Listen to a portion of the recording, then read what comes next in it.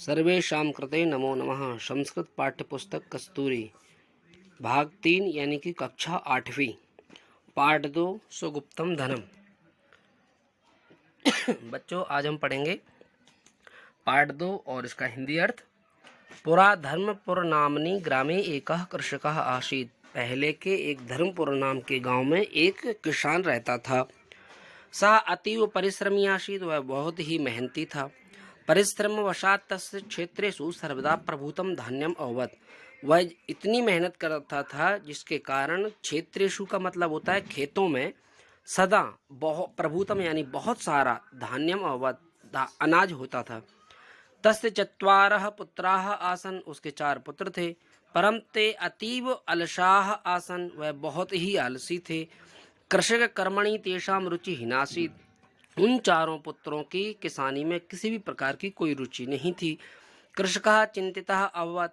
वह जो किसान था वह बहुत ही चिंतित हुआ।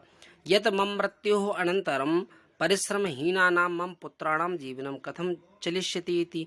वह सोचने लगा कि अगर यह बच्चे मेहनत नहीं करेंगे तो इनका 4 पुत्रों का जीवन कैसा होगा, इनका जीवन कैसे चलेगा।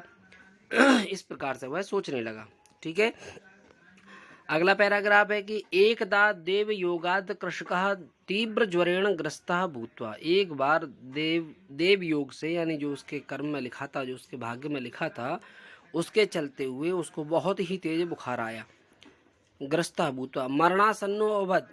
यहाँ तक कि इतनी तेज बुखार आया कि वह अपने आप में यह समझने लगा कि अब तो मेरे मरने का दिन आ गया है, मरने वाला हो गया। बहु भी उपचार ही अपी तस्य ज्वरः शांतानावत्। बहुत सारा उपचार किया, बहुत इलाज करवाया, लेकिन उसका जो बुखार था वह ठीक नहीं हुआ।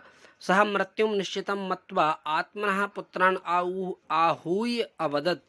वह अपनी मृत्यु को निश्चित मानकर मन में इस प्रकार से सोचने लगा कि अब तो मैं मरने वाला हूँ।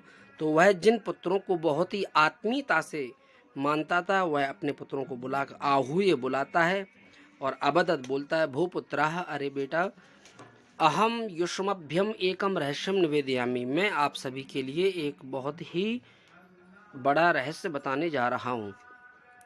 एतत् रहस्यम मम मृत्योनंतरम युष्माकम जीवने महत् परिवर्तनम करिष्यति इति।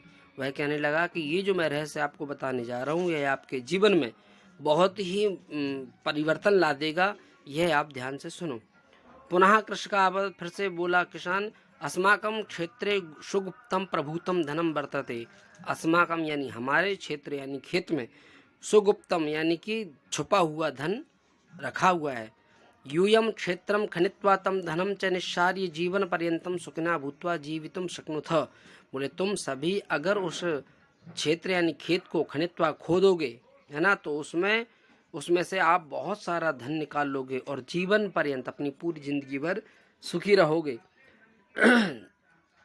जीवित तुम शक्नुथा, और जीवित भी रह सकते हो। इति युक्त्वा वृद्धा पंचतत्वम गता। ऐसा कहकर वह पंचतत्व में विलीन हो गया, यानी कि वह मर गया।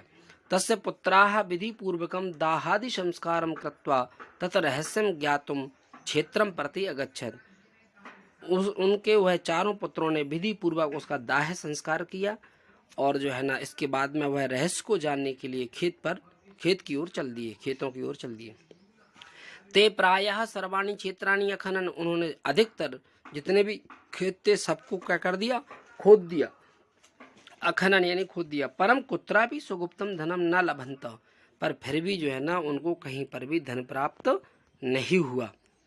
निराशाः कृषकपुत्राः मात्रेः सर्वं वृत्तांतम निवेदयत्। निराश होकर वह 4 किसान के पुत्र लौटे और अपनी माता के सामने पूरी बात कह सुनाई।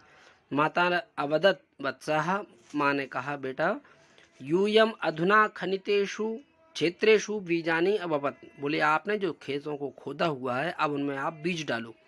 यूयम अवश्यमेव परिश्रम से फलम प्राप्स्यथ। आप निश्चित ही अपनी मेहनत का फल प्राप्त कर लोगे। मातु आदेशानुसारम ते तथैव कुर्वन्। माता की आज्ञा पाकर उन्होंने वैसा ही किया।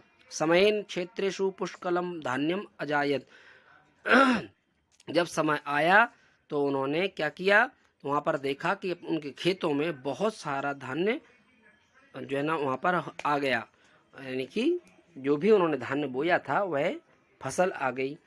धान्य विक्रयण ते प्रचुरम धनम प्राप्नुवत, और जब धान्य बहुत सारा आ गया तो उन्होंने एकत्रित करके उसको बेच दिया, तो उससे बहुत सारा उनको धन प्राप्त हुआ। अधुना ते अजानन यत पिता तेभ्या कीदृशम सुगुप्तम धनम अयच्छत इति, और आज के बाद उन्होंने जाना कि हमारे जो पिताजी हैं वो किस प्रकार से कितनी मेहनत करके कितनी जो है मेहनत करते हैं, तब जाके ऐसे करके धन प्राप्त होता है। तो यह उनकी समझ में आया। अतएव उच्यते, इसलिए कहा जाता है उद्यमे नहीं सिद्ध्यन्ति कार्याणि न मनोरथै, यानी हम परिश्रम से ही अपना जो उद्यमे नहीं, उद्यम क्या होता है, परिश्रम, मेहनत से ही हमारे कार्य को सिद्ध करते हैं। कार्याणि न मनोरथै, ऐसा नहीं होता है कि आप मन में सोचते रहें कि अरे काश मुझे इतना पैसा मिल जाए, इतना पैसा मिल जाए, ऐसे मिल जाए, वैसे मिल जाए, ऐसे आपके कार्य सिद्ध नहीं होंगे।